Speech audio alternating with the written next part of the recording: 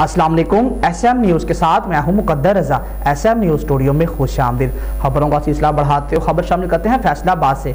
अमीरपुर बंगला मुखैर हज़रात के तावान और चंदा इकट्ठा करके 29 मोड़ तक अमीरपुर बंगला की तमीर और मरम्मत का काम शुरू कर दिया गया है। इसका बाकायदा इफ्तिताह रोड पर रख कर केक काट कर किया गया है। इस हवाले से मज़ीद तफसीलात जानते हैं अपने नुमाइंदे खावर अख्तर से। जी खावर, बताइएगा क्या तफसीलात हैं आपके पास? जी बिल्कुल जी, अमीपुर बंगला फैसलाबाद मुखैर हज़रात के तावन और चंदा इकट्ठा करके 29 मोड़ तक अमीपुर बंगला की तामीर और मरम्मत का काम शुरू कर दिया गया है। इसका बाकायदा इफ्तिताह रोड पर रख कर केक काट कर किया गया है। इस मौका पर शहरियों ने ढोल की थाप पर भंगड़ा डाला और खुशी का इजहार किया। मशीनरी पहुंच गई है और काम शुरू कर दिया गया है। इस मौका पर समाजी रहनुमा चौधरी तौकीर बसेरा का कहना है कि ये रोड अरसा 4 साल से खस्ता हाली और टूट फूट का शिकार है। आए रोज हादसात हो रहे हैं, कई कीमतें जानें ज़ाया हो गई हैं। आने जाने वाले शहरी एम्बुलेंस और दूसरी गाड़ियों को गुजरने में मुश्किलात का सामना है। नौकरी पेश हजरात और स्कूल कॉलेज जाने वाले वक्त पर नहीं पहुंच पाते हैं, तो अब उन्होंने अपनी मदद आपके तहत काम का आगाज़ किया है और सबसे पहले अपनी जेब से 3 लाख रुपए दिए और इसके अलावा अंजुमन ताजरान अमीपुर बंगला कारोबारी ज़मींदार और बाकी शहरियों के तावन से 2 दिन में 22 लाख रुपए इकट्ठे कर लिए हैं और वो शुक्रिया अदा करते हैं गरीब आवाम का कि जो इस काम में बढ़ चढ़ कर हिस्सा ले रहे हैं। इनका कहना है कि ये 4 किलोमीटर रोड है जिसकी तामीर पर 50 लाख रुपए की लागत आ गई है, जिसमें 1 किलोमीटर कारपेट रोड तामीर किया गया है।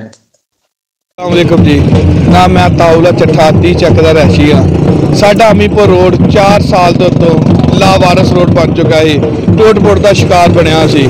ਸਾਡੇ ਜਿੰਨੇ ਵੀ ਸਾਬਕਾ ਹੁਕਮਰਾਨ MP MN ਮੌਜੂਦਾ MP MN ਅਸੀਂ ਹਰ ਬੰਦੇ ਦੇ ਕੋਲ ਗਏ, ਹਰ ਬੰਦੇ ਨੂੰ ਅਸੀਂ ਆਖਿਆ, ਕਿਸੇ ਨੇ ਸਾਡੀ ਗੱਲ ਨਹੀਂ ਸੁਣੀ। ਅਸੀਂ DCO AC ਤੱਕ ਉਹਦਾ ਨਕਲ ਐਪਲੀਕੇਸ਼ਨਾਂ ਦਿੱਤੀਆਂ, ਸਾਡੀ ਕਿਸੇ ਇਸ ਲਾਵਾਰਸ ਰੋਡ ਦੀ ਕਿਸੇ ਨੇ ਗੱਲ ਸੁਣੀ। ਸਾਨੂੰ ਸਭ ਨਾਲ ਜ਼ਿਆਦਾ ਮਸਲਾ ਜਿਹੜਾ ਹੈ ਸੀ, ਜਿਹੜੇ ਸਾਡੇ ਮਰੀਜ਼ ਲੋਕ ਸੀ, ਖਾਸ ਕਰ ਜਿਹੜੇ ਡਿਲੀਵਰੀ ਕੇਸ ਸੀਗੇ, ਉਹਨਾਂ ਨੂੰ ਬੜੀ ਮੁਸ਼ਕਲਾਤ ਦਾ ਸ਼ਿਕਾਰ ਸੀਗੇ।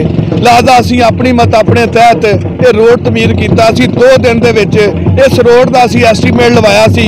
1 ਕਿਲੋਮੀਟਰ ਟੋਟਾ ਜਿਹੜਾ ਇਹਦਾ 40 ਲੱਖ ਰੁਪਇਆ ਨਾ ਆਖਿਆ, ਜਿਹੜਾ ਅੱਗੋਂ 2-3 ਕਿਲੋਮੀਟਰ ਮੁਰੰਮਤ ਦਾ ਟੋਟਾ ਸੀ ਉਹਦਾ 10 ਲੱਖ ਰੁਪਈਆ, ਟੋਟਲ ਸਾਨੂੰ ਉਹਨਾਂ ਨੇ 50 ਲੱਖ ਰੁਪਈਆ ਆਖਿਆ। ਇਹਦੇ ਵਾਸਤੇ ਅਸੀਂ ਆਪਣੀ ਮਦਦ ਆਪਣੇ ਤਹਿਤ ਆਪਣੇ ਲੋਕਾਂ ਦੇ ਗਰੀਬ ਲੋਕ ਅਮੀਪੁਰ 'ਚ ਤਾਜਰ ਲੋਕ ਮੀਡੀਆ ਦੀ ਤਰਫੋਂ ਉਹਨਾਂ ਨੇ ਸਾਡਾ ਬੜਾ ਤਾਮਨ ਕੀਤਾ। ਜਿਹੜਾ ਅਮੀਪੁਰ ਦਾ ਮੀਡੀਆ ਨੁਮਾਇੰਦਗਾਨ ਸੀਗੇ ਉਹਨਾਂ ਨੇ ਸਾਡਾ ਬੜਾ ਹਸਪਤਾਲਾਂ ਨੇ ਬੜਾ ਤਾਮਨ ਕੀਤਾ, ਲੋਕਾਂ ਨੇ ਸਾਡਾ ਤਾਮਨ ਕੀਤਾ। ਅਸੀਂ 2 ਦਿਨ ਦੇ ਵਿੱਚ 22 ਲੱਖ ਰੁਪਈਆ ਇਕੱਠਾ ਕੀਤਾ।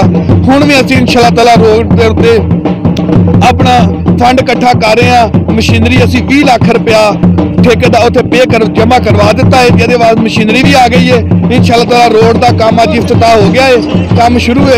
इंशाअल्लाह ताला असी अपनी मदद अपने तहत रोड मुकम्मल करांगे, इंशाअल्लाह ताला मुकम्मल करांगे। आज जिन्ने भी साडे मौजूदा हुकूमत आ जां जिहड़ी पिछे प्रीवियस हुकूमत सीगी, उन्हां दे मूँह ते तमांचा वा, उन्हां दा डुब के मरन दा मकाम आ कि साना वोट सानू लैके साडा ज़मीर खरीद के ते साडे नाल उन्हां ने की कीता। मैं भाईजान अपने लोगों के अपने अहले देह ते मैं राजी हाँ, मैं खुश हाँ। उन्होंने भाई साड़ी इन्नी खिदमत की कि 2 दिन के 22 लाख रुपया इकट्ठा किया। मैं